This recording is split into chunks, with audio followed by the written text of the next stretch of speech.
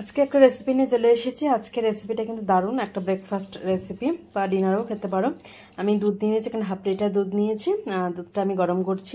গরম হয়ে গেলে এতে আমি ভিনিগার আর জল মিশিয়ে নিয়েছি, 1 কাপ করেছি, সেটা অল্প অল্প করে দিয়ে নেব। এখন কিন্তু আমি গ্যাসের ফ্লেমটা কিন্তু অফ করে দিয়েছি। এরপর আমি এটা দেখো ভিনিগারটা 3 বার আমি দিয়েছি, অল্প অল্প করে, একবারে দিয়ে দেবো না। এখানে আমি ছানা তৈরি করছি, এর জন্য এখানে ভিনিগার দিয়েছি দুধের মধ্যে। ঠান্ডা একটু ছাঁকনিতে দিয়ে দিলাম, দেওয়ার পর ঠান্ডা জল কিন্তু আমি দেব। তাহলে এইটা ঠান্ডা জলটা দিয়ে ভালো করে ছানাগুলো একটু ধুয়ে নেব। আচ্ছা, আমার ছানাটা রেডি হয়ে গেলে এরপরে আমি একটা পাত্রের মধ্যে ছানা নিয়ে নিয়েছি।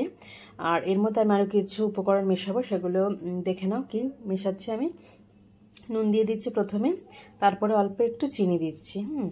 আর এখানে আমি কাঁচা লঙ্কা কুচি দিচ্ছি, তোমাদের ইচ্ছে নাহলে নাও দিতে পারো, একটু ঝাল ঝাল হবে তার জন্য। আচ্ছা, আদা একটু গ্রেট করে দিয়ে দিচ্ছি।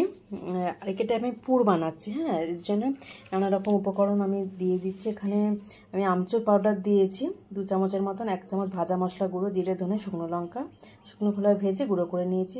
ছানাটা খুব ভালো করে কিন্তু মেখে নেবো মশলাগুলো দিয়ে। খুব হাত দিয়ে স্ম্যাশ করার দরকার নেই, একদম পুরো ডো ফর্মে যাতে না আসে সেটা খেয়াল রেখে এরকমভাবে নর্মাল মেখে নিলাম। ময়দা মেখে নিয়েছি, কেউ আটা দিয়েও করতে পারো। এরপরে আমি লেচি কেটে নেব, পরোটার যেরকম সাইজ হয় পরোটা সাইজের আমি লেচি কেটে নিচ্ছি। এরপরে লেচির মধ্যে আমি এই যে ছানার যে পুর তৈরি করে রেখেছি সেই ছানার পুরগুলো, এর মধ্যে ধনেপাতা কুচিও তোমরা দিতে পারো। আর পুরটা আমি ভরে নিলাম, খুব ভালো করে মুখটা কিন্তু আটকে দিতে হবে, নাহলে কিন্তু যখন আমরা বেলবো তখন বেরিয়ে যেতে পারে। এর জন্য খুব ভালো করে মুখটা আমি আটকে নিলাম। আর সবগুলো আমি রেডি করে নিচ্ছি আগে, সবগুলো রেডি করে তারপরে এটা আমি বেলবো। আর বেলার সময় অবশ্যই কিন্তু খেয়াল রাখতে হবে, খুব হালকা হাতে কিন্তু চাপ দিতে হবে, খুব বেশি জোরে জোরে চাপ না। আমি এটা অনেকটা স্লোভাবে করেছি, তার জন্য আমি একটু স্পিড করে দিয়েছি। ভেবো না অনেক জোরে জোরে চেপে করেছি, বেলেছি। আচ্ছা, চাটুতে এবার ভেজে নেবো, দুদিকটা ভালো করে উল্টে পাল্টে ভেজে নেবে। এবার তেল দিয়ে ভেজে নিচ্ছি, কেউ ঘি দিয়েও ভাজতে পারো। আর পরোটার এরকম রেসিপি শুধুই খাওয়া হয়ে যাবে, তবে এর মধ্যে তোমরা কোনো রায়তা হোক বা কোনো গ্রেভি টাইপের কোনো আইটেম হলেও বেশ ভালো লাগে, আমার তো শুধুই খাওয়া হয়ে যায়।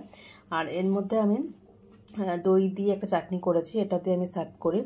দই, বাদাম আর তোমার ধনেপাতা দিয়ে একটা চাটনি, রসুন কাঁচা লঙ্কা। আর দেখো পরোটাগুলো এরকম হয়েছে, শুধু খাওয়া হয়ে যাবে। আর আমচুরটা দেওয়ার জন্য এই পরোটাটার স্বাদটা একটু অন্যরকম হয়েছে। তোমরা আমচুরের জায়গায় কিন্তু চাট মশলাও দিতে পারো। দারুণ একটা রেসিপি, অবশ্যই একবার ট্রাই করে দেখতে পারো।